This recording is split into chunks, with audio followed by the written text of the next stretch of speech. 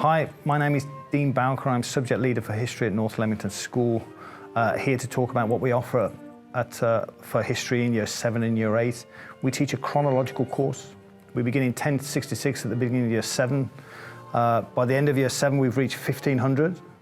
We then begin in Year 8 at 1500, and we teach right the way through to 1900. By the end of Year 8, students can do their options and opt for GCSE. I've chosen Charlie to explain what we offer in Year 7 and Year 8 and give his experience of why he enjoys history. Okay, so in Year 7 we did 1066, so the start of the Norman era, up to the 1500s, just before Henry VIII.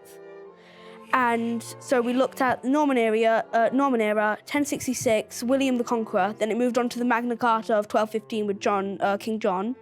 Then we moved on to the Black Death in the 14th century.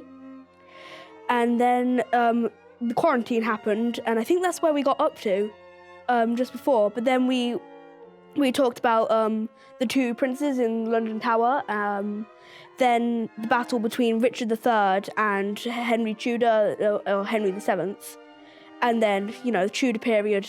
And then that's when we came up to Year 8, the Reformation, which was when Henry VIII broke away from the Catholic Church, the Pope, Rome, and that. And then yesterday we were looking at Bloody Mary, and does she deserve to be called Bloody Mary, what she did, and basically what happened in her reign. I like looking at what we've already happened, because if we look at what's happened in history before us, then we can, develop new ways of doing stuff in the future. And I also really like seeing the way that they did things before, and I like learning about, monarchs and the different ways they did stuff to the way that we'd see it nowadays. With GCSE, we use the Edexcel exam board. Very rigorous board, very interesting. We've chosen several topics that we found fascinating and hang together very well. The students sit 3 papers at the end of Year 11. We teach students GCSE history across 3 years, paper 1 in Year 9, paper 2 in Year 10, paper 3 in Year 11. We plan that out so we've got plenty of time to revise so that students can maximise whatever potential they've got and achieve. I've chosen some students to talk, so this is Izzy to talk about GCSE history. Hiya, I'm here to talk to you about history GCSE and why you should take it.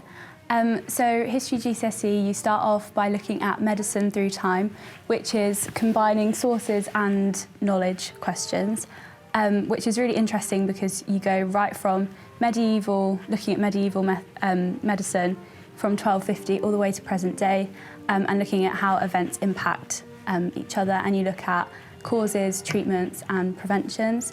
And then we moved on to look at Elizabeth I and the Cold War, which is quite different. You look at sort of Tudor times, and then you move on to events that are very recent, so within your parents' lifetime, which was really interesting for me because it all impacts how we are today.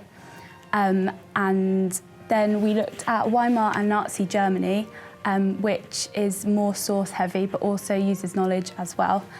So the course is really varied, and it was very interesting to look at an event that was so huge, and not just looking at the events of World War II, but the events that led up to it as well. The course is very interesting, and it helps you to gain, we debate topical subjects, and it helps you to gain sort of a more rounded knowledge of the world and why it is as it is today.